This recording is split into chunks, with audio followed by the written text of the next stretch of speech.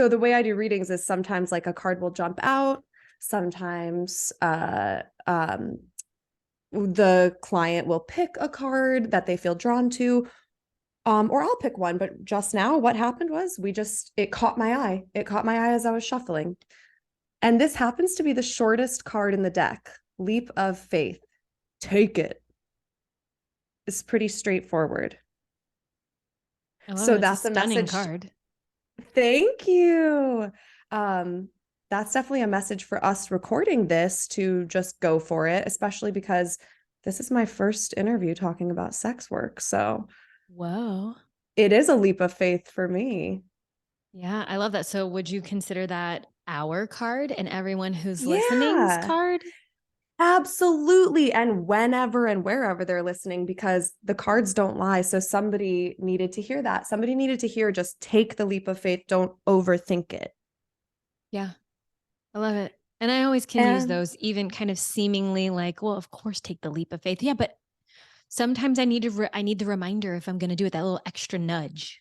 oh, exactly, exactly. And man, making these cards was so fun.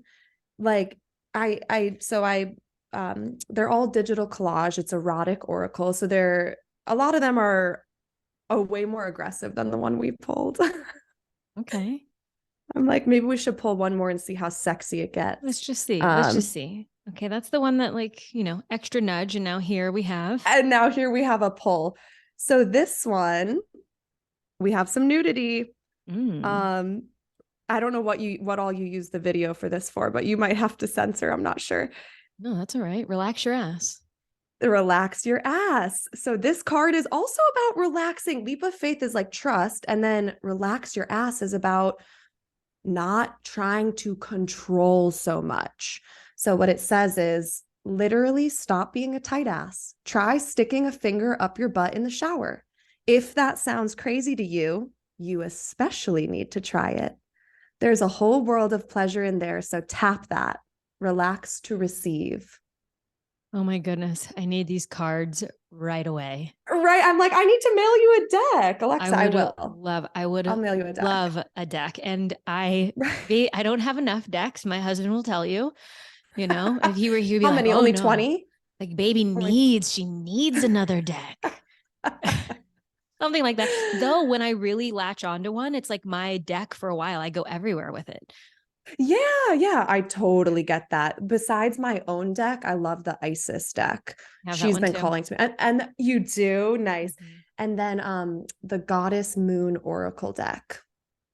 Sounds yummy. I don't know if I have that one. I do have one that's got the word goddess in it. I mean, right? Yeah, I've been Got a digging few of those. the Seers of the Light, or the Light Seers Oracle deck, which Oh, is major, cool. minor arcana, and then has some extra. Also Oracle. Yeah, I think there's some extra Oracle ones in there. Maybe it might just be the major and minor, Nice. but either way, Nice. I love decks and I love the messages, and I think some people get a little bit kind of weirded out. I'm a recovering Catholic, so Myself included. so, Yes. I Yeah, me too. remember opening the paper when I was a kid and seeing where the horoscope was. And I knew that I was a Mm, Leo, right? I mm. knew I was a Leo, but I knew I wasn't supposed to read it, but I'd read it anyway. And it was kind of like, like masturbation was at the time, like self-pleasure was at the time. It was like all these, I was collecting all these things that I knew I wasn't supposed to do, but like felt really intriguing and yummy to do. And now look at me. It's kind of crazy, but makes sense looking backwards. That's exactly what I say. Oh my gosh, we're the same person. I say, we're recovering from the PTCD, post traumatic Catholic disorder, and we're fucking the shame away. Mm. That was so instilled. Same journey. I discovered masturbation so young. I definitely didn't know what I was doing, but there was a hose in the shower bath that we had, Oh and yeah. like I figured out that water felt really good super early, like on like 6 years old. And it wasn't really sexual, it was just the body feeling good feelings. Yeah, I was the same. It was not the hose, it was the like main spout Yes. But would you where it like just cup it to make gushes. it? Yeah. Or would you scoot No, under it? I would scoot under it because I was very young too. I had to have been maybe 4 or 5 when I figured this out. And I think what wound up happening was my body at the time was so tiny that when I sat to turn the water on, I think it just hit the bottom of the tub and splashed back at me. And then eventually I stimulated you. Yeah. And then eventually I figured just get closer to it. And then just Go actually towards the lay light. back, right? Just lay back and there's the warm water and your hair's floating and it's just so lovely and nice. Yeah, my adult 34-year-old behind cannot do this anymore, but I fondly remember being able to when I was much younger. And of course it wasn't sexual. It was so just pleasure filled. It was like this sweet, intimate time that I would get to have with myself. And I don't know if I innately just knew it was private. It was something that I needed to do by myself because I knew that I wasn't supposed to show the adults that I was doing this. That didn't stop me from showing other friends how to do it though. Oh, that's fun. Oh my gosh. See, kids just explore. I was doing that too. I was like hiding it at home, and I don't know why I was keeping it private, but I was also rolling around with girlfriends and figuring out that we could rub against each other and feel really good. Yeah, and that's all that it was. Let's rub against each other and feel really good. And really it was only when I grew up and then I was enrolled in Catholic school that I then found out what I was doing. And where you were going, which is hell. Right, exactly. Oh, no. If more of that's in hell, I don't know what to do with myself. You know? Or are we already there? I like it. I'm really enjoying it. Like I still rub up against people and it feels fucking and it feels great. Yeah, it does. So it feels good. Yes. Yes. Snaps Sometimes for that. it's annoying how good it feels because like I'm single, so I'm managing, finding the right bodies to rub up against. Yeah, totally. I'm like, I know that it. place. I know that place for sure. I'm 5 years into my relationship with my now husband. We've been married a little over a year. And so Nice. now it's like, how do we continue rubbing up against each other and liking it and wanting to do it and, actively seducing each other and showing up for each other and being actively and proactively trying to create a relationship like we have not had in the past, because in the past it's been like, let's bump up against people if we're just going to keep this train going. We're just like rubbing up on people, but then it's kind of like, it just loses its excitement over time and that kind of thing. And so we're really active, like, how do we make sure that we keep doing this? And is it possible that we want to do this with maybe other people while we are in our... And so I even think to us, the thing that Jordan says all the time is the gift is in the conversation. The gift is in the conversation. So if we don't even get to actually playing with others again, because we kind of have here and there throughout our relationship and we haven't in a long time. And so the fact that we just bring it up and we know that it could be a possibility if we wanted to do it, re-inspires us. That helps, right? Yes. Oh, I've so found that in my openness in different relationships that even having the permission is sometimes all you need. The permission that there could be this little extra marital whatever, or extra relationship if you're not married. Yeah. I am so French. I'm like, we need to always have something with flirtation going on. It's so healthy. It's so, I don't know, that energy that we exchange with people in flirtation even, or, more than flirtation. It's so healthy and important. I agree. And to me, it just seems so silly for us to only do that up to a certain point until you find, air quotes, the one, and then you never get to feel that again. It's something so unique and so special. And to me, I'm like, magic is real. When I feel those things, I'm like, magic is real. Biochemistry too. And yes. But it's like, I don't want that to be the only time I ever feel that is with you. And of course, you're unique, Jordan, if you're listening to this episode, because Jordan does listen to the episodes that he's not actually on at times. Like, you are special. You're so special that I married you. And, when it comes to humans, like connection and pleasure and all of that is not unique, so to speak. Like, we're built for those things. And so, I like just having the thought and the consideration that We might be able to dabble in that kind of limerence, the glimmer of the limerence, you know? Oh, yes. It's such a beautiful thing. And like you said, the biochemistry, that shit is so real. Mm-hmm. It's the scent attraction between people that you don't consciously know, but it's like that physical. And also, I've been noticing like the taste of someone's fluids. If they Mm. taste right to you, Mm-hmm. in my experience, that's when it's a good fit. Like Yeah. if something tastes wrong, either okay, that person could be going through something, but like, you know, when someone's shit tastes, when someone's like cum tastes good, that's a Yeah. good fit. Yeah. Or like when their body tastes good, when their sweat is like, Mhm. you don't mind being up against it, next to it, inside Yes. of it. And I know that some people are just not really fluids type of people where Yeah. they're at on their journey right now. Maybe that will change Yeah. at some point. I always like to leave that like the door's cracked open, you know? Yes. But if that's Yes. you, then maybe she pulled the loosen your ass Yeah, card. relax your Relax your ass. ass. Relax your ass. You do not need to stress. You don't need to try so hard to control. Let life unfold. Mm. Mm. Well, I feel that's like you get that. I'm working on it, you know? It's perpetual, Okay. a It is perpetual journey. perpetual. You're right. You're So right. so I would love to kind of double click on something that you just said, which is more going into your own journey and your own Mhm. life and where you find yourself these days. Cause and all the questions and the Yes. directions that I could take a conversation with you, Gigi, it's very colorful. And so, Just like my deck. Everything's rainbow over yes. here, baby. Yeah, yeah, it's so colorful. And I just would love to do you and your essence justice by having a conversation that is kind of like the rainbow. Yeah. Yeah. Should we start with red then? I don't know. Like, Roy G. Biv. yeah. Where you find yourself now, and how your life Yes. is unfolding and things that you've maybe learned along the way. Let's get into it. God, my life right now is so good, Alexa. I'm finally living it for myself and enjoying it for myself.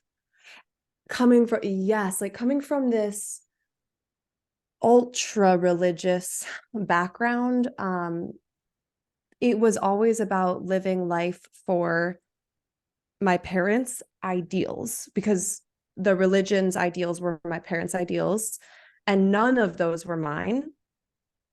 And my journey has really been one of like fucking the shame away to the point where I feel like it's really eradicated from my body at this point. I have fear still. I have fear that comes up. Like, I'm even scared about talking about this because I'm scared my religious family will worry about me. And the thing is, they don't need to because my life has never been better.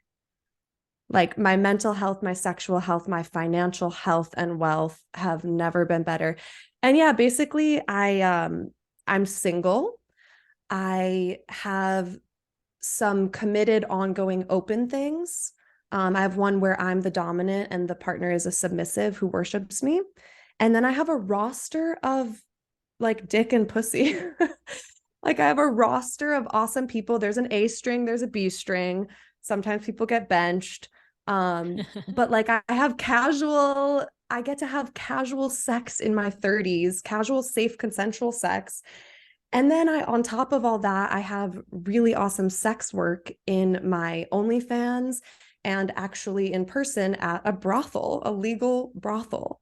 So like as a double Scorpio, I don't know. I'm just living my full sexual dreams right now. And I feel like I'm doing it for all the women who like can't or are too scared to. Yummy.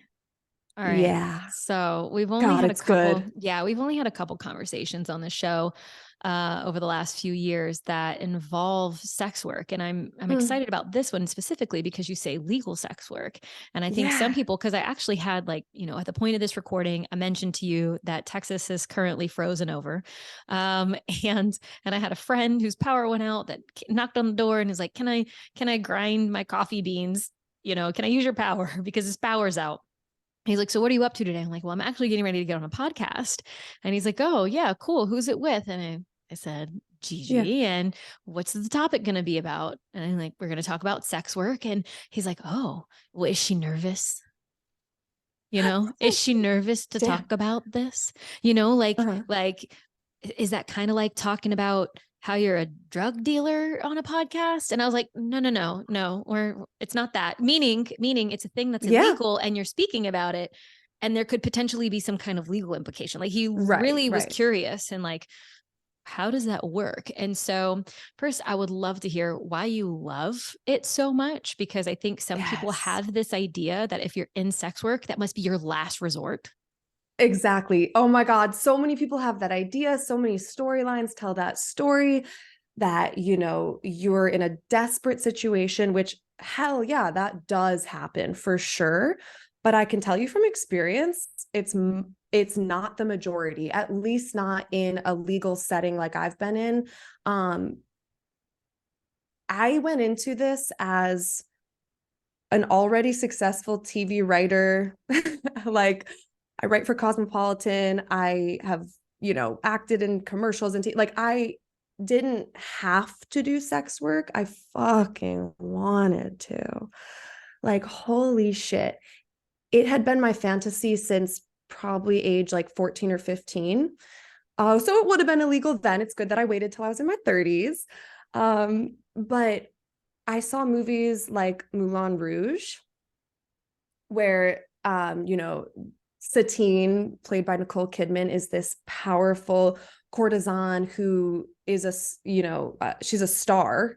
And funny enough, she wants to be an actor in the movie. And like I was an actor and I wanted to be a courtesan. So I was switching with her. um, and then I saw like the show Secret Diaries of a Call Girl, which is based on a book, which is, I think, based on real stories. And all these female, like empowered sex worker characters in those stories, I wanted to, it was attractive to me. It was just so hot to me. The idea that somebody would want you so badly that they'd pay a lot of money to be with you, like turned me on so much. So it just lived as a fantasy for years and years. And then I started kind of trying it out in like little ways with partners. Um, like I had a partner who let me live out my stripper fantasy by inviting over his friends for my birthday so that I could strip in front of them. And so that it could be like I could feel safe.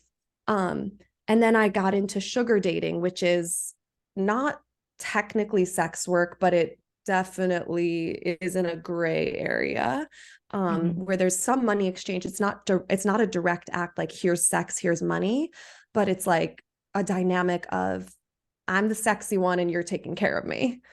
Right. And And well, I then mean, maybe people have heard sugar daddy or yeah. sugar baby, but this is sugar dating. So you're not would you say sugar baby in that? Or it's just sugar dating? Like you're going on a date and I'm the hot thing and you're paying for things. So you would say, okay, the way I've learned the terminology is I would say sugar baby when I've had a sugar daddy or a sugar mommy. I've had all of those situations. And I would say I was like the sugar baby, but I've also gotten into being the dominant. So no, I wouldn't be baby. And Right. we wouldn't even really talk about sugar. It's like, it's just, I'm your goddess. Mm-hmm. I'm your dominant. You're my submissive. Um, Mm-hmm. It's a and little like findom, like a exactly. branch off of Yes. It's findom, a meaning brand off of, financial domination for those that don't know. mm-hmm, mm-hmm.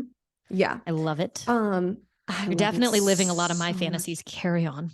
Oh, yes. That makes me so happy. Oh yeah. Like I said, I'm doing it for all of us. Thank you. Um, hell yeah.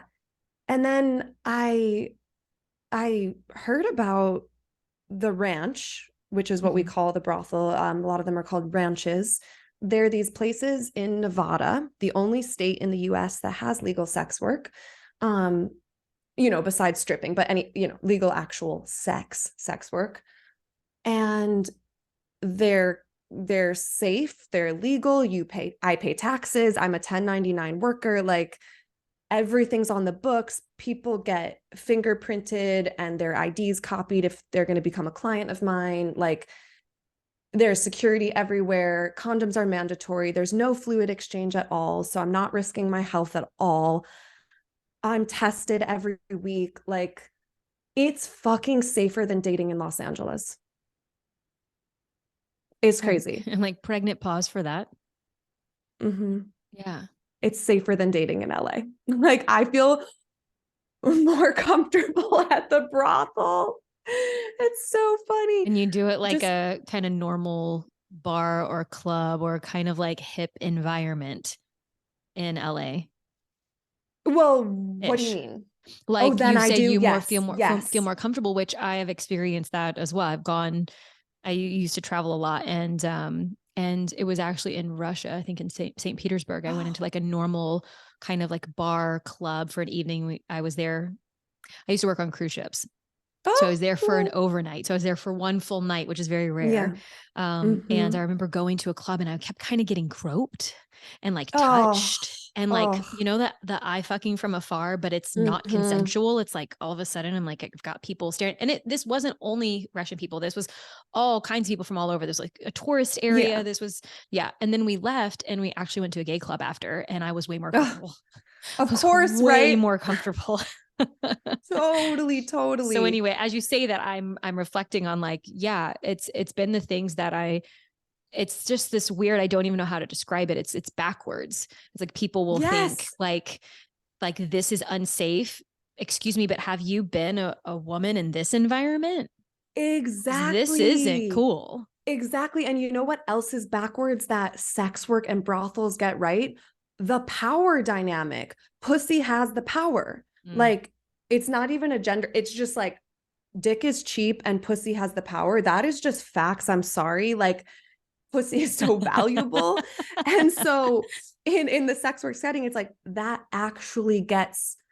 actually how it works there. Like, if you come see me at the brothel, if somebody comes to see me at the brothel, they have to win me over Mm-hmm. because I have my pick of who I work with. It's not like being an employee. I'm a 1099. I'm running my own business. I Right. choose my own clientele. I say no all day long. And I say yes when I really want to. And you have to show me that by, like, in my case, you basically have to worship me and pay me a shit ton of money. Yeah. Yeah. And then, and then to me, that's just like the yin yang of power and energy. That's the natural order there. um is that like, and It's it's not a wild. gender thing, it's just the Yeah. masculine and feminine energies. Sure. Like, the pussy does have the power, it creates life, like that's just not going to go away. So Mm. I love that sex work gets that right. Yeah, especially there, because I imagine that places that Mm-hmm. do not have that kind of setup and that dynamic where it is safe and it's regulated and all of that, I imagine Of it looks course. very different in other places. Of course. I will say I've learned from my years there, like, stories from other courtesans who've done a lot of research and who are really more like, I would say like sexperts and really versed in the world of sex work and everything. They have said that there are a lot of sort of there's a storyline put out into media about sex trafficking that is exaggerated way worse than it is, especially around sex work, um, because I guess there's an agenda to keep sex work like covered in shame or something, or keep it repressed. And obviously I'm on a mission to, Right. like, just by example, bring empowerment and anti-shame and Right. bring it all into the light more. Yeah, I can imagine that there's a lot of people that would hear what you are saying and would be very challenged in it. And so while I I hear what you're know. doing and I'm like, yes, girl, get it. You're like, you are living, breathing my erotic novel fantasies, right? It's like what I Yes, and read in writing my it. and writing it. And I'm like, go ahead. But that's because I have and this is my own personal perspective and journey, is that I've done a lot of work in myself to be able to celebrate people and their bigness and their Mm, shine, no matter what that yeah. looks like, and to celebrate them in their sexuality. Occasionally I watch a little like contraction come up where someone is doing something that I wish that I would give myself permission to do, but I see that as a projection. And if I choose to be some kind of way towards them, then I know that that's my shit. That's not their shit. Which is a lot of people have a hard time like wrapping their heads around that.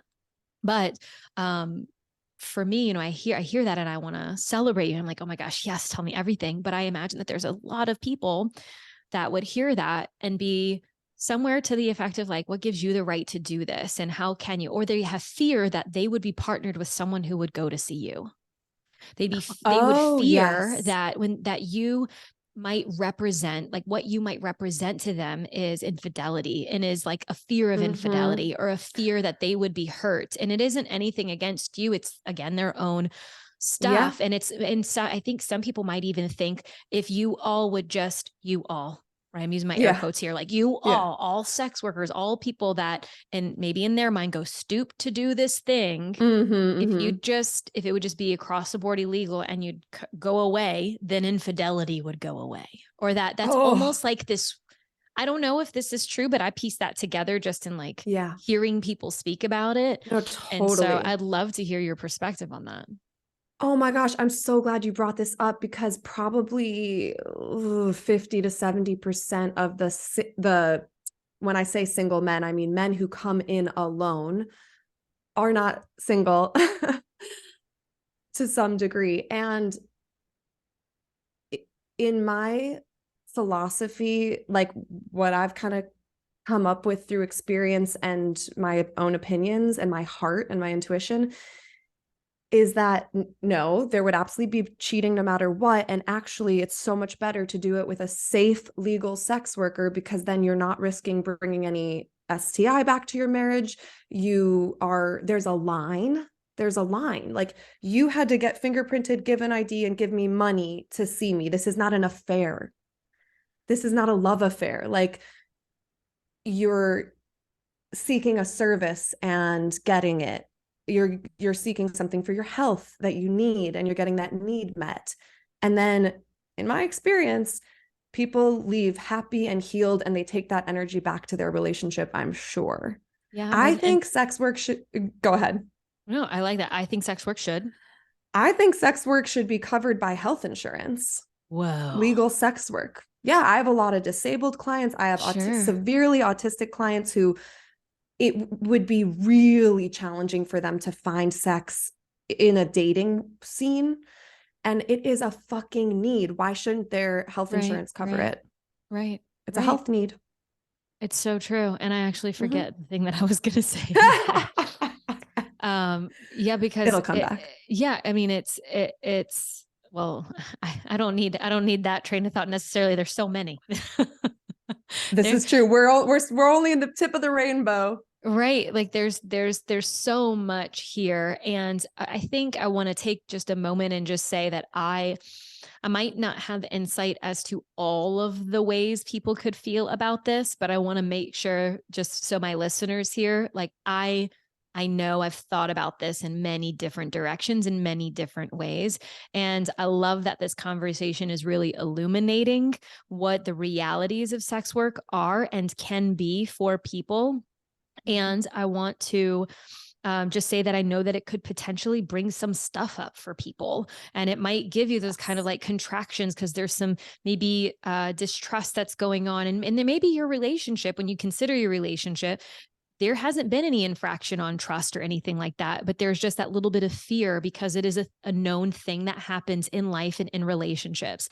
And so my encouragement to everyone is to just look at this as the reality, you know, like what is real for people, because we can be fearful and we can be judgmental and we cannot have trust and all those things. And that is a very kind of shadowy, dark, contracted way to look at things and to live life. And there's way more available. There's just so much more to this, so much more nuance here. And so just crack open even just a tiny bit. And maybe this is not for you. And maybe your partner's actually listening to this and are like, I wouldn't be interested in that. And that's okay. A big reason why we even have this show is to push even just the way you think about life and the way you think about sex, because even in that exercise is your liberation. It Exactly, because the oppression and the shame that our society has created around sex, it infiltrates even your imagination. Even the way you imagine things is infiltrated by that. So Alexa's totally right. Even if you just start to crack the door open a little on your thinking around sex or sex work, that's awesome. Yeah.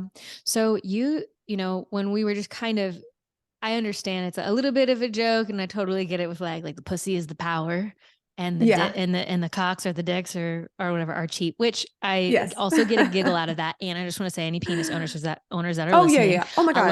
I love We your love body. you. Your Oh, body's not cheap. You're so worthy and no, no, valuable. no, And no, I'm no. saying that very playfully. I'm not kind of poking, but but basically you're saying that more than just men come to see you.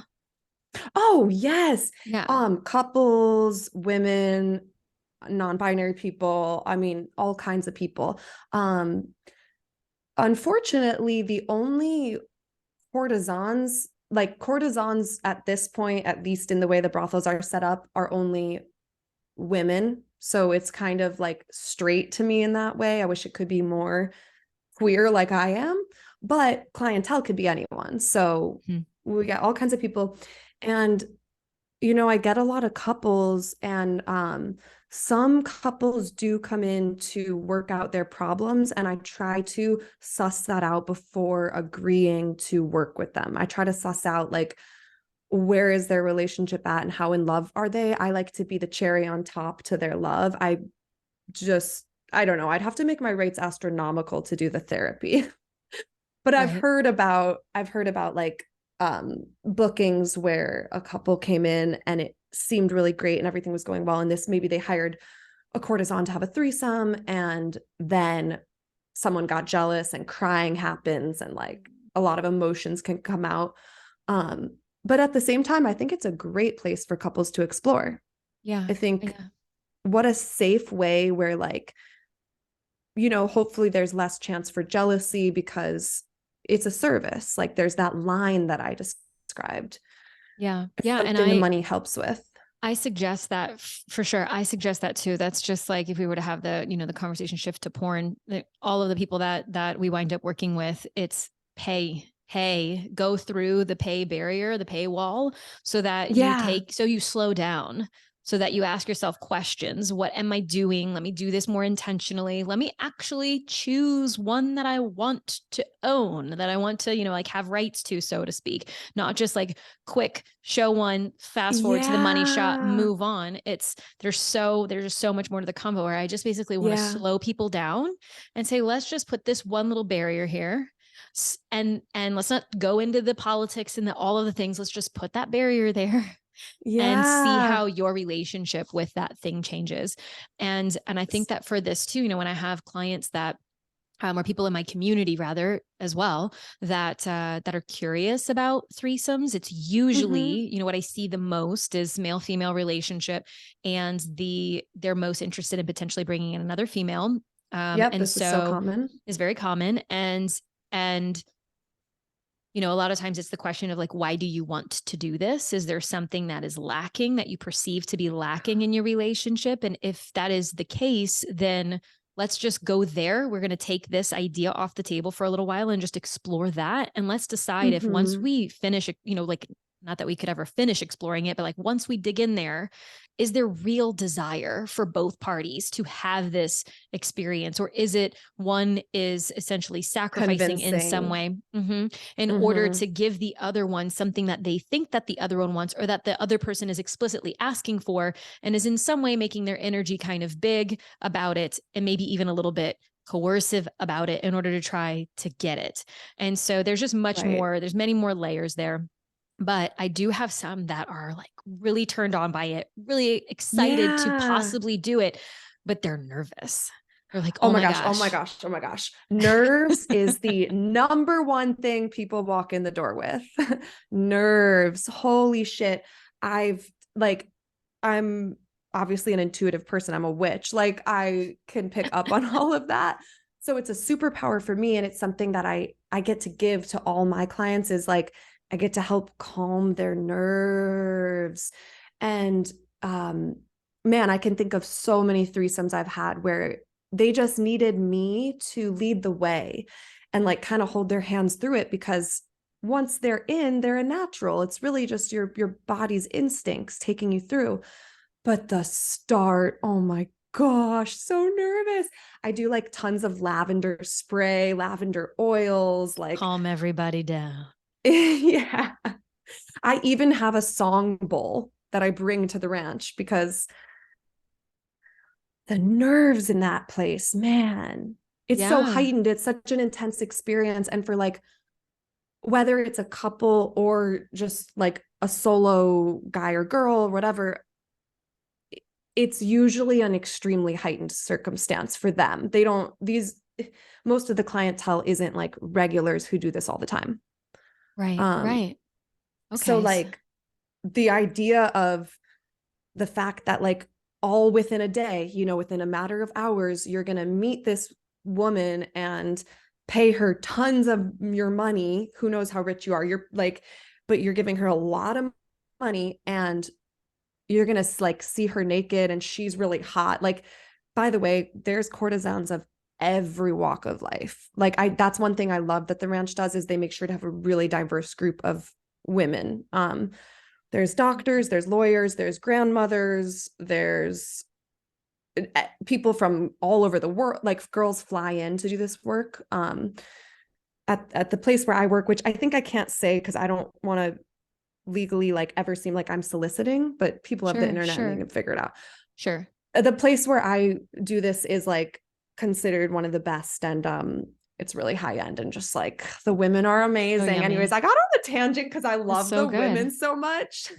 Right. And all shapes and sizes and colors and Yes. Yep. ethnicities and et cetera, et Ages, all cetera. ages. Ooh, the older women clean up. It's like, okay, let's get into like how healing sex work is, because that's what I get to see. Is I get to see how women with all different bodies and ages and races and everything and orientations make a ton of money at sex work. Doesn't matter. Doesn't matter. There's people who love every type, and like it's cool because it shows me like, and get this, it's like the older women get the hottest guys. The older women, it's like Awesome. Abercrombie and Fitch models. I'm always jealous. I'm like, oh my God, like I want them to be my boyfriends. Like they're so hot. They all want the older women. Uh, it's so And great and kind of I mean like 50s, 60s when I say that. Like 50s, late sure. 60s. Yeah. Sure. Sure. Well, I mean, when you're thinking about courtesans, Mm-hmm. I imagine that that's not the first age range that's thought of, Right. right? But like, oh yeah, they're so inspiring. So, and then when it comes to the clients, they're all coming with some level of maybe angst or that nervousness that you're talking about. Do you think that that Yes. factors into the relief and maybe the release? If they were coming kind of Yeah. pent up in that way, and then they're able to kind of be shamaned through their Yes. experience, and then they kind of have their hero's journey, right? That has an arc to it with the like big The crescendo, and then they're climax. Yeah. right, right, and then you've got this person that's like, and you're okay, and we're okay, and you see, and that was amazing, you Yep. know, whatever that Yep. looks like, right? And then I just can imagine like the waves of The emotions and way the the energy, energy. yes, the energy that they walk out of the ranch with Mm, compared to what they came in, I would say like it kind of looks like they got a really good massage or something. Like their body looks more relaxed. Their whole energy is carried differently. And I mean, they float out the door.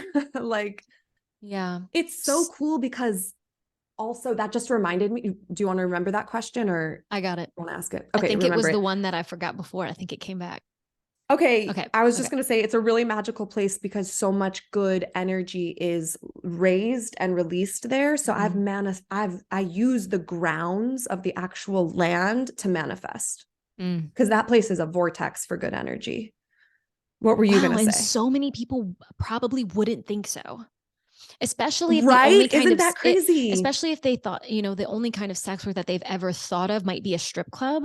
And so Right. many strip clubs that I've been to have this like this dark, shadowy thing going on in Because them. like there I feel like at a lot of them the culture, okay, for one, the women don't get to set their prices there. They dance and you throw what you want to throw. And then people don't have the precedent or the setup to think I should be throwing a lot. Like, whereas when at a brothel, you do a negotiation to start every interaction. So like you have to go to a special place, you have to negotiate terms, and the courtesan sets her prices. So you get to create an environment where it's empowered. Right. Yeah. And the person gets So to opt in. I would love to work with you. If you, once you get to that place, it reminds me of when I was in luxury sales back in the day. that's exactly what it Right. is. Because yes. I would love to work with you. I want to work with you. I don't need you. It's that like, I don't need you. I want you, but I don't need you. And you just decide if you want me to, like it's this very like, I'd love to have this amount of money for this service. And if it's not something that's available to you, then I completely understand. And if you want, I want, let's do it or not. Like it has that kind Alexa, of. you would kill it at the I'd fucking ranch. crush. I would fucking crush. That's exactly it. I don't doubt it at all. And actually the madame gives you, when you get, you shouldn't doubt it, you would do great. When you get hired, the madame sends you a reading list and to do research on how to be a good luxury saleswoman. Oh yeah, because your pussy is a luxury. Exactly. It's like, make no mistake here. The ultimate luxury. Yeah. Okay. So did you remember your question? I will. Okay. And it was in the vein of because it was around the time when we were kind of chatting about people and the people that you see and that of the single men that come in, they're not actually like 50 to how many % are not single. And the question was things that you have learned, like what messages might you have for the women who might be partnered to the people? Like if you could ever speak if you could ever speak to a woman that is maybe married to one of the clients that you've seen, like what would that interaction be like? God, what a good question. I'm so fucking glad you remembered. Glad I remembered. Yeah. It brings up a story of one client who was a great worshiper. He totally got on to like the goddess thing, and he had great dirty talk worshiping me. And he was a rare exception where his wife knew, and we actually called her and had a conversation with her. They had an agreement where like when he travels to places that have legal sex work, he's allowed to. They live in South Korea. But he was over here in the States for work. And so I actually did get to talk to one of the wives of these situations. It was awesome. And we just kind of celebrated it. Like she was happy for him. I was happy for everyone was happy for each other. But anyways, if I could talk to the ones that were maybe feeling insecure, I'd say, hey girl, he loves you so much. You both have needs. He wants to meet these needs in a safe, respectful way. He could have met these needs in a ton of disrespectful ways, but he chose to go to a place where he has to pay way more than he'd have to on the street to do this in a safe, legal way. He knows I'm tested. He knows he can't get anything because there'll be no fluid exchange and there'll be barriers every step of the way. And honestly, I think he'd want you to be happy too. So is there something you want to explore? Maybe you could think about if your needs are getting met. And I know that you guys are going to have great energy when you bring it back together after getting your needs met. And it's all love. So sweet. I was there with her. Yeah. So sweet. Yeah. And even you saying the word insecure, because I think that was one of the words that I was looking for before, is that insecurity, that it's that there's something lacking in them, or that there's something that they are not enough. When in reality, that's not true. That's not it. That's not what it is. For the most part, I would say that there's sometimes, if we're just using this kind of male-female dynamic here, sometimes there is like a frequency in sex or a certain kind of exchange that maybe they don't want to ask from you. I was going to say, yes, there could be a kink they need to explore that you actually wouldn't get off on. Well, if you love them, why would you, why would you not want them to get that? And maybe you have ones of yours that you need to get fulfilled in an extra marital way or whatever. Sure. And I think that they sometimes get a little nervous, like the men might be ashamed And it's not up to their partner to determine, it doesn't matter if Yeah. you go, well, they just need to tell me and then it would all be okay. But that's not how it works. Shame doesn't work that Yeah. way. Processing Yep. it and healing it and all that, it doesn't work that way. It looks like all over the place. Oh And my so at God. Can I? first, yeah, Yeah, that's such a good point to make. It's like, gosh, can we all just, I don't know, go a little easier on ourselves and each other? I like to think that everyone's doing their best. I was gonna say that reminded me of one of the I guess I don't know if I would say like complaint. That's not the right word. One of the worries, I guess, that a lot of men tell me about. Usually they tell me after they've orgasmed. It's so funny. People are like so nervous. And then once they come, they start really opening up and relaxing. mm-hmm. And a lot of times, what they're so grateful that I can do for them is just that I can receive their compliments and their adoration. And they share with me that they feel like their wives can't receive, like they're blocking it because they're insecure or something. They don't believe they're that beautiful as the man is telling them. So like that's another thing I'd want to say to the women listening is like believe them and receive it. If they're trying to worship you, let it in. Or maybe make it a little easier for them to worship you if you're not.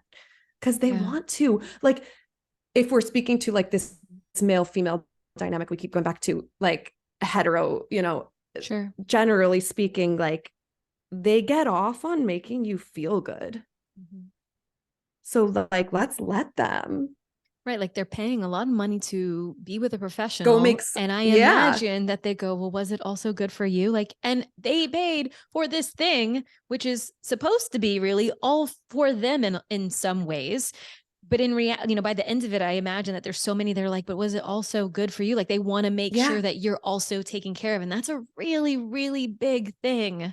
That's why this conversation Yes. could have, like, again, the rainbow, because what you were just Yep. outlining is like part two to the original question that I forgot and then I remembered, Yeah. is what comes out of the men, like what comes out of, and so we're touching on the men, but I'd also be curious, like what comes from people in general. I Yeah. imagine that it's a lot of thanks, like they're the ones that have given the money for the service, and then they're just, I Yeah. imagine, so indebted, like they're so grateful that this even is an opportunity for them. Yes. Yes. So speaking on my own experience, it's been, and it's kind of the way I structure things. I really went into this whole sex work journey from a really empowered place where, again, like I wasn't in a desperate situation for the money. I certainly could use it, but like, I was going to be okay even if I didn't make a ton my first try or whatever. But I did things differently because I was empowered and didn't have and privileged and didn't have to just say yes to everyone um financially like wise. So the way I set up my whole thing is really that I took it away from being a customer service job. I don't do it as a customer. I do because inadvertently it ends up being there. But what I sell is my enjoyment, my promise that I'm genuine and that I will guide us to something that feels good to me. Basically, like when I meet people there, I tell them, ha ha ha, you just stepped into my fantasy. Did you know that? You're in my fantasy right now. We can make yours come true too, but like I always wanted to be a courtesan and I get off on this. Like and I reassure them that I'm here to feel good. Cause I think that there's a misconception that it's like a hole in a hole in the wall Yeah. that some guys just go into to, come. It's like, no, Right. it's a And that you're not going to whole, like anything about it, right. That I'm or going to that hate it you're and going to I'm have to desperate. endure, that you're going to Yeah. agree reluctantly and for whatever your reasons, and then you're going to have to bear down and endure. Right. Right. Which, But I think a lot of people are doing that in their relationships. And that's why the men, I think, wind up going to sex work, because they're partnered with someone who is bearing down, enduring for the sake of just needing the sex to get over with and done the one time a month or the every other month that it happens. And yep. I look at that as like, and my husband and I joke the times when I am operating maybe a little bit more in the masculine energy. Mhm. Like maybe it's my podcast day, like today, and Yeah. I'm tracking time, and I'm tracking recording, and I'm tracking the quiet, and I'm tracking making sure I get all these things done in my day, and I'm making decisions. And in between my recordings, I'm like doing the intros, and I'm just very focused. And my Mhm. dick is out, my metaphorical dick is out for the Mhm. day. And so then there's a transition period that is my responsibility to put myself through before I then go enter my relationship.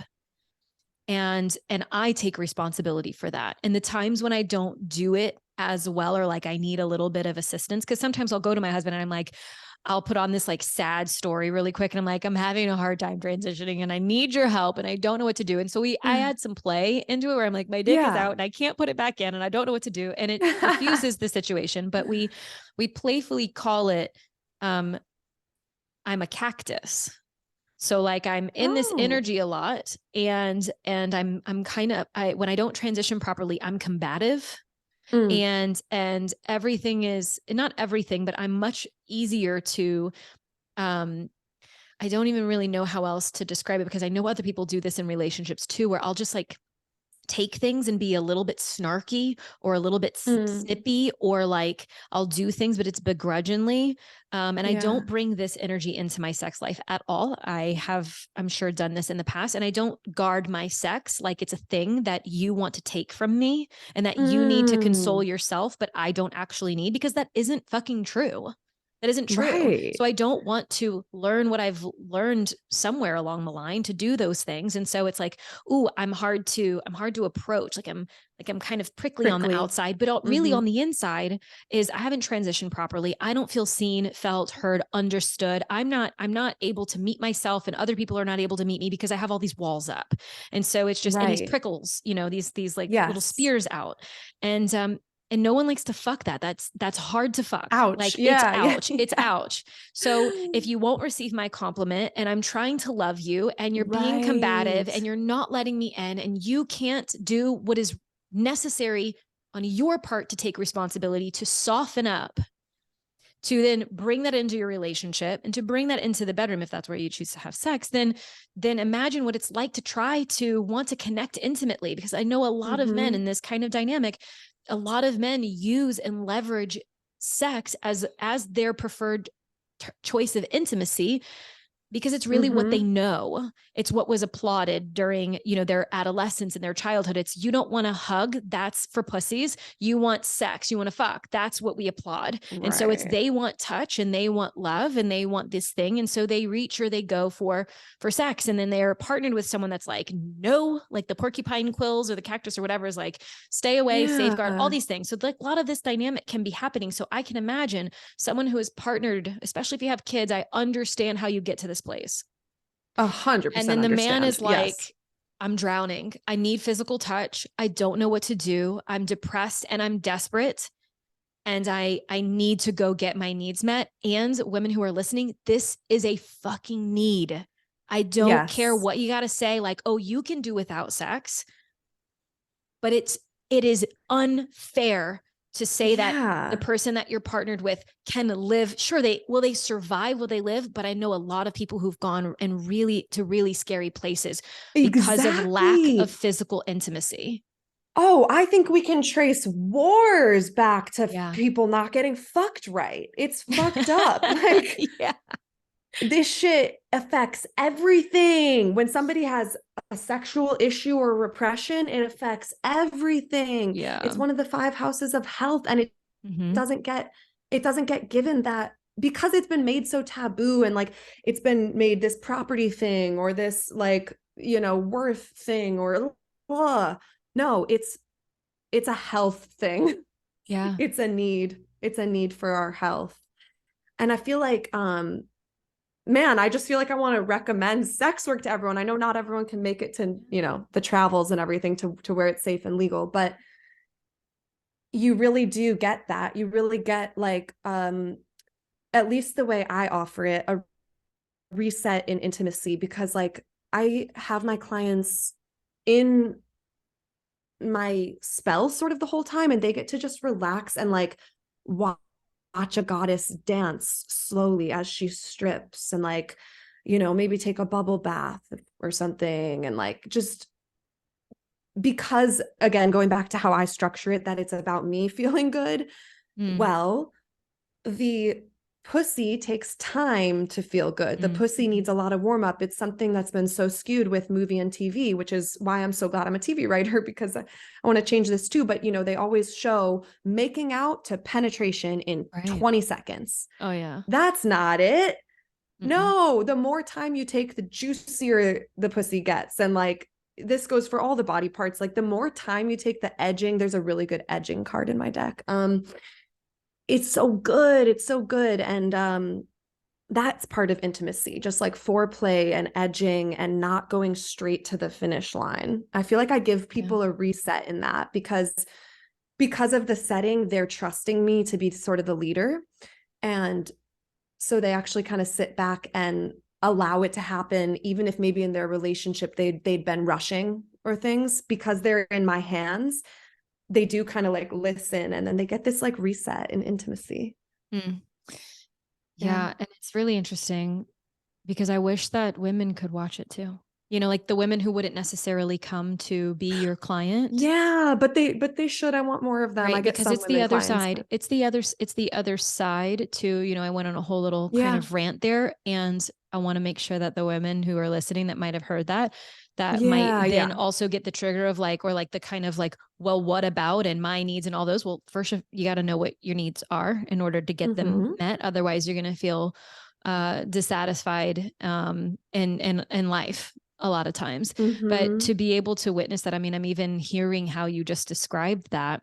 And of course I do a lot of those things for myself, but it would be so sweet and erotic. Occasionally my partner joins me in it, but not just for him to join me so that he Yeah. has that experience literally with me, but from a voyeur perspective of like watching me indulge myself instead of like having it Yes. only be this solo practice where it's like, watch me prepare my bath, which is like a Yes. beautiful ritual, and watch me get in and sit with me while I read and watch me change position and watch me, just admire, Yes. because he will, and he will fucking Yeah. love all of it. And so even just And your hearing you pussy will describe like it that, too. oh Yeah. yeah, oh yeah. And I Yeah. and I definitely love the goddess dominant, where it's, some Mm-hmm. people think the whole leather clad thing, that's a big like kind of Right. misconception. In some ways it's not necessarily misconception because those are definitely out there, Exist as well. Yeah. right? But the goddess worship,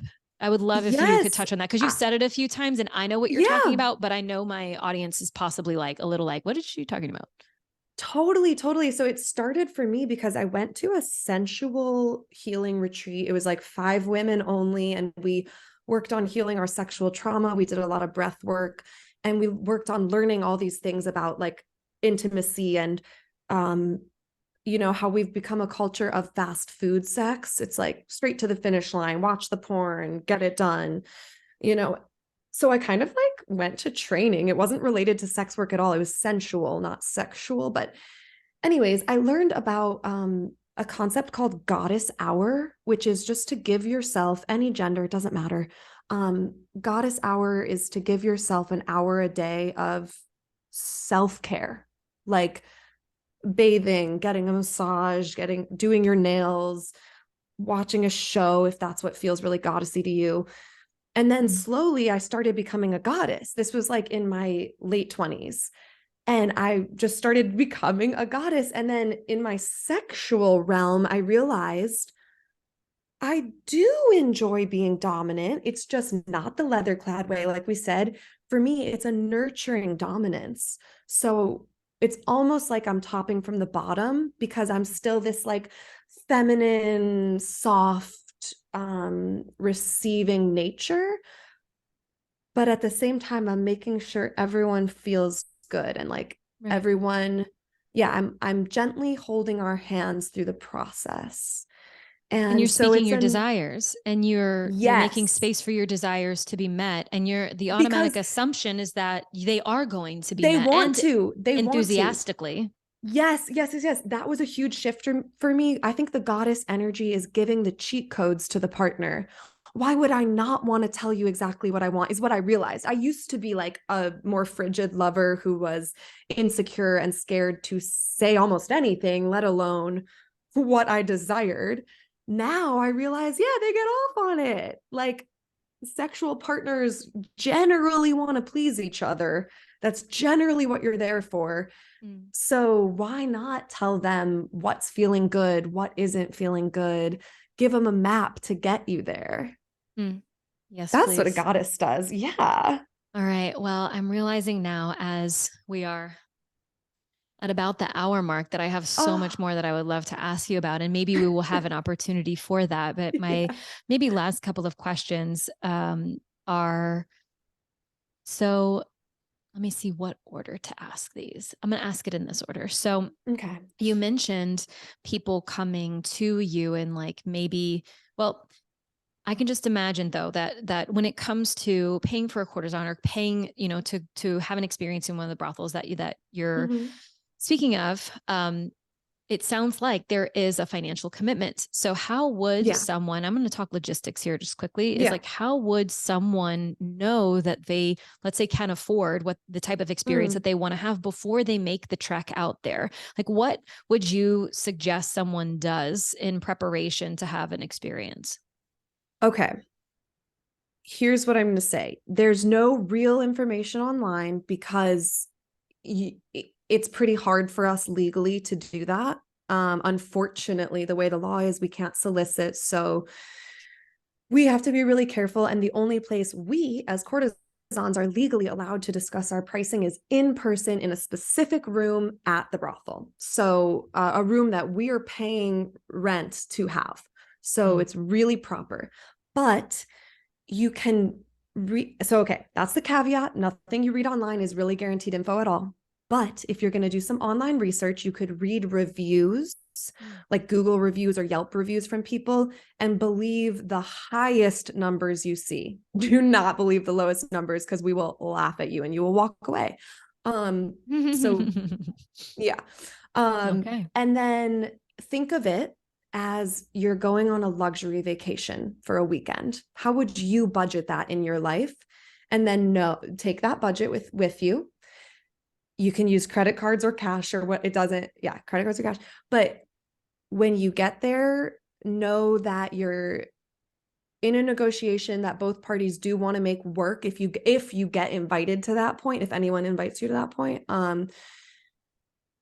And be prepared to negotiate, which means you might have to make concessions. You might have come in with wanting this level of activity and you have to go down on activity, or you have to go down on time because you maybe can't afford or whatever.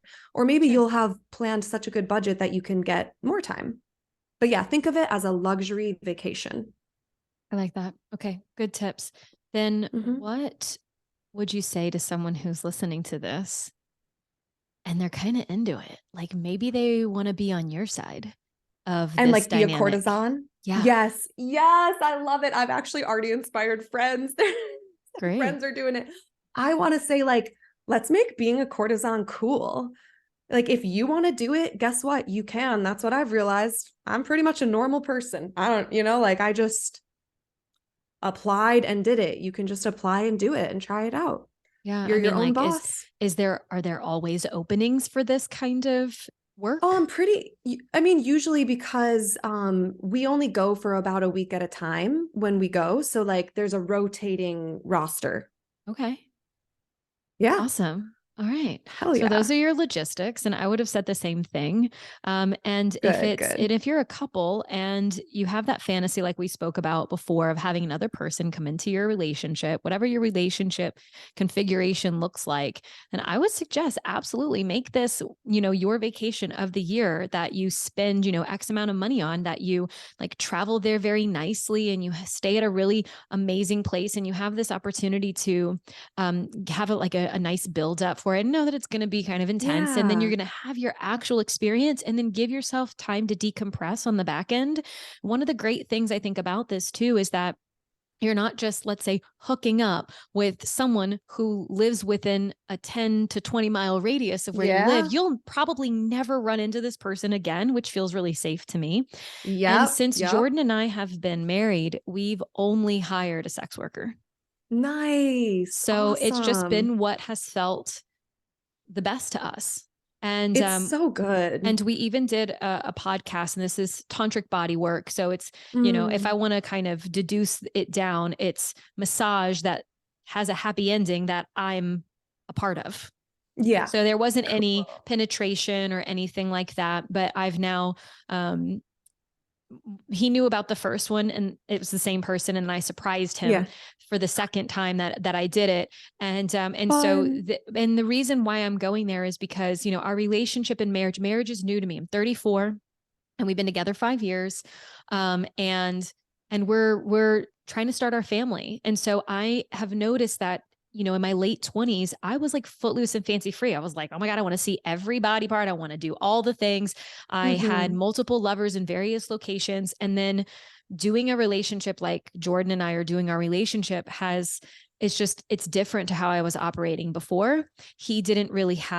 He wasn't in this world before, really understand, branching out and having consensual non-monogamous type relationships. And for me to be where I was and for him to be where his was, it wasn't really safe yet for us to explore until we just had more to overcome and to move through as a couple. Yeah. And then the way being in a marriage now feels, which I'm not sure if you've been married in the past.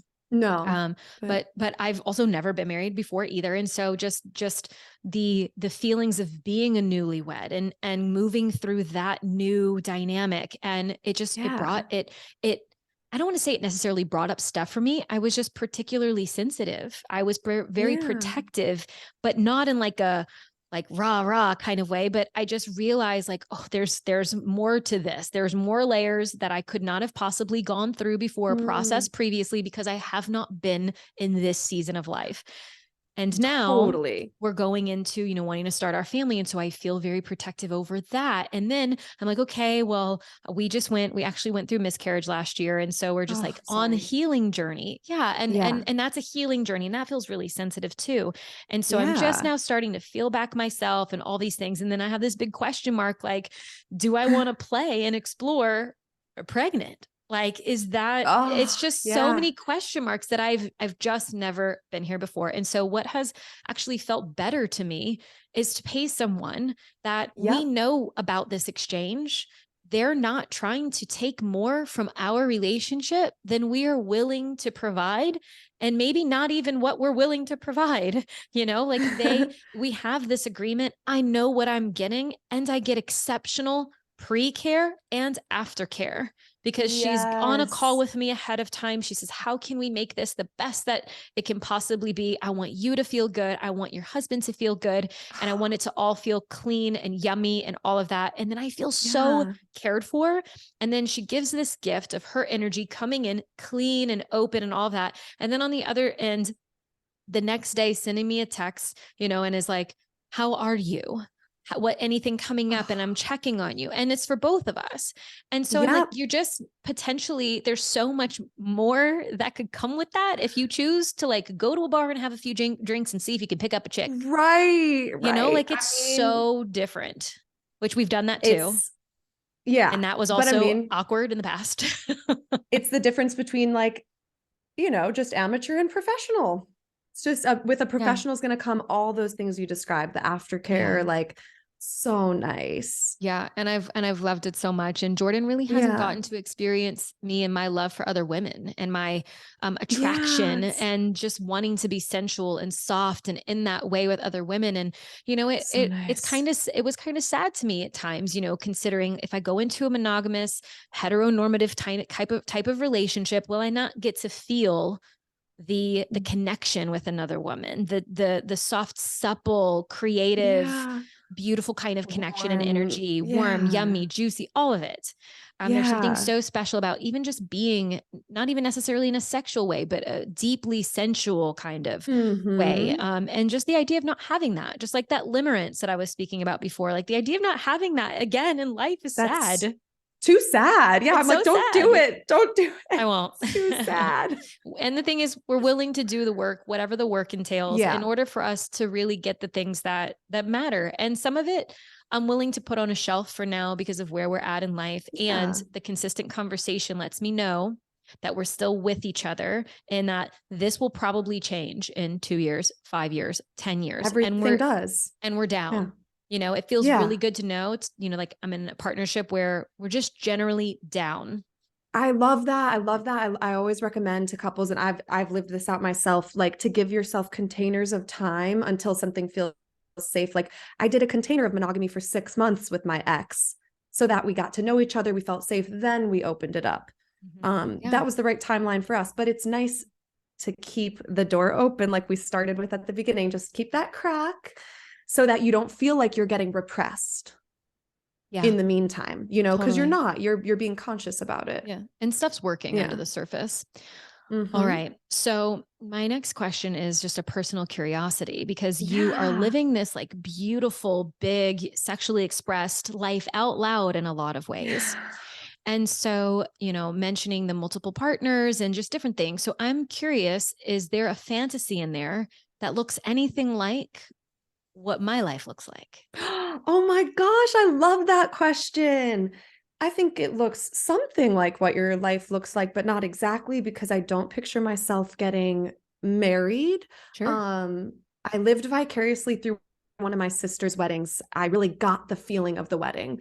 Sure. It was mine. It's probably better the way So, you felt it than the way right?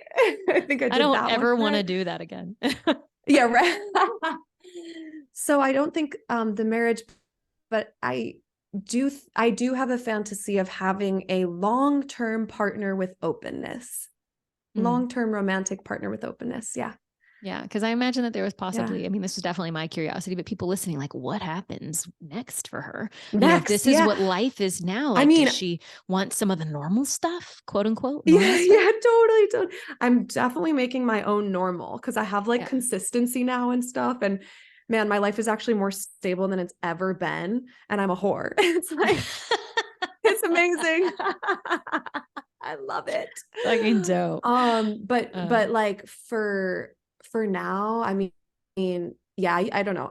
I just feel like I want to give the listener context. Like I come from a kind of poverty background of a family that had 8 kids and no money. So like kind of a scrappy upbringing, and then like spent most of my 20s working a million jobs on the side of acting and writing, to now I'm like I live alone in a 2 bedroom in Los Angeles. Like we're doing good.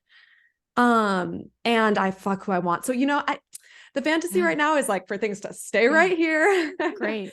I'm loving it, but eventually it would be extra hot if somebody who I like dated long term got off on this side of me. I want someone who gets off on it. They're not just okay with me being like this. They get off on me and my sexual prowess. Yeah. And I would say, if I can throw in a little dash in there Yes, that I desire please. for you, is that they're willing to like they get off on riding the roller coaster with you, because like Yeah. as a feminine being, you're going to change your mind. You're going to go a little over here, a Mm-hmm. little over there, maybe even further into, not knowing that Mm-hmm. there's even more that you can do or even further that you can go. And like that just is like, no matter what you look like and feel like and who you are on the journey, they're like, I fucking love it. Every single thing about you Yes. and where you're going and where you've been.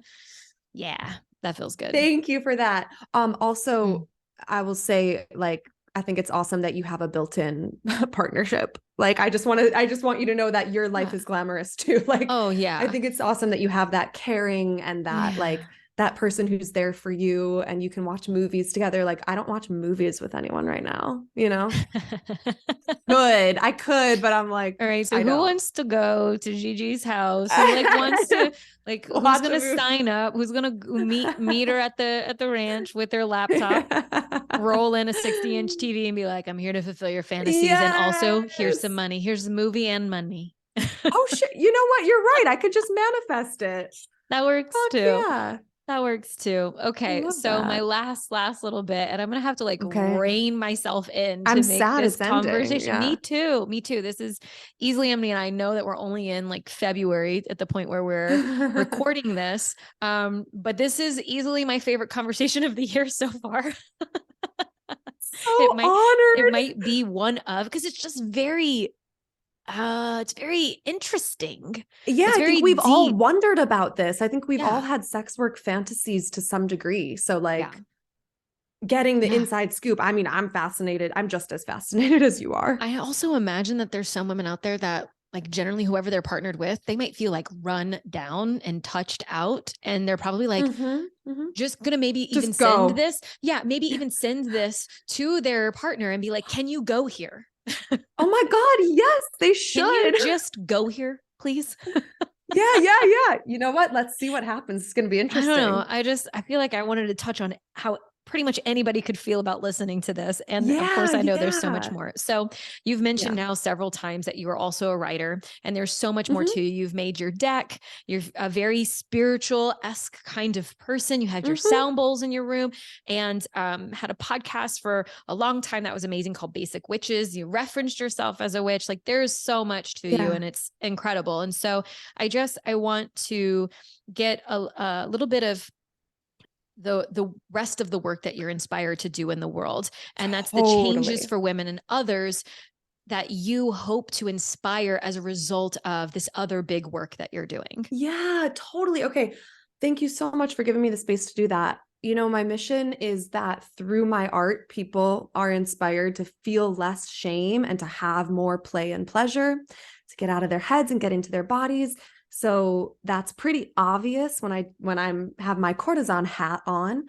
When I have my writer hat, it looks like these erotic stories that I've been sharing. So check out, my Cosmopolitan page. I've been writing a lot of work for Cosmopolitan, and their stories inspired by true events. So you can get another behind the scenes look at my sex life. And I'm so excited because they're all told from this empowered place that I'm living in. And I have upcoming a limited series podcast. So it will be free to everyone because you have to pay to read my Cosmo writing. Pretty proud of that. I'm like, yes, you should pay for my art. But anyways, it's in the juiciest section of the mag. Um, I have a free podcast coming out that's a series of radio plays that are all erotic. So you'll get to like listen to a story happen, and they range from alien stories to like witchy to just voyeur exhibitionist. Like I'm exploring so much in my writing. And I hope that you'll keep up with me. I hope you see me creating an original show for HBO at some point. Fuck yes, I'll hold that vision for Yeah. you as well. Thank you. Along with the love, we're holding on the vision, right? We're bringing that to the Yes. ranch also. Yes. HBO series. I imagine that there's going to be a handful of people that wind up listening to the show and you fucking change their life. Oh, You change their yes. life from both sides. That makes me so happy. I can feel it. I Thank can feel you. it. Thank you, Alexa. Well, we did it Yeah. together, so thank you. I'm so glad we were able to make this work, even though we had to reschedule Me a couple of times too. because I moved out to the country and I had to figure out Wi-Fi challenges. And you were so gracious in the reschedule and everything. And I'm just so grateful that we were able to make it work. Gigi, Me fuck too. yes. Thank you for the work that you Fuck do in the world. yes. Thank you for how Thank you you. show up. I even love how much you owned your worth and your value through this. And especially then hearing that little tack on at the end of you being one of many children and growing up impoverished and all those things that feels even better just to like my applaud gets even a little louder, for how much you Yay. own that value and own that worth and are like, yes, I live in Yeah. this apartment and I do this and like this is life. And so I want to stay up to date, and all of Yeah. your unfoldings and happenings and erotic audios. Yes, I was just featured in a magazine where I was, responding to questions. It was an interview in a magazine for Valentine's Day, which was really cool. But the editor of the magazine was asking me for various resources, and one of them, God, what I try to do is give, all the different places people like to learn or the ways people like to learn. Some people are tangible, some people are audio, some people are visual. It's all these different things. And so I sometimes am challenged and I only have limited resources when it comes to erotic audios that I really love. And so I'm so grateful that I have this resource in you very soon with this limited series too. So I'm so excited for your work. You're doing an aspect of the work that is under, an umbrella that I'm kind of housed under, but it isn't the work that I would do. And so I'm very happy to, shout you from the And I guess rooftops for I anyone should that let needs you it. and listeners know that the show is called Sex and the Synchronicity.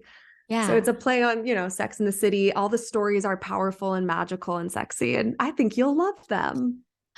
Yes, maybe I'll bring that to the bath time Yes. where Oh my Jordan God. can sit on the Yes. side and we can listen to anyway, because your voice is yummy also. So Hot.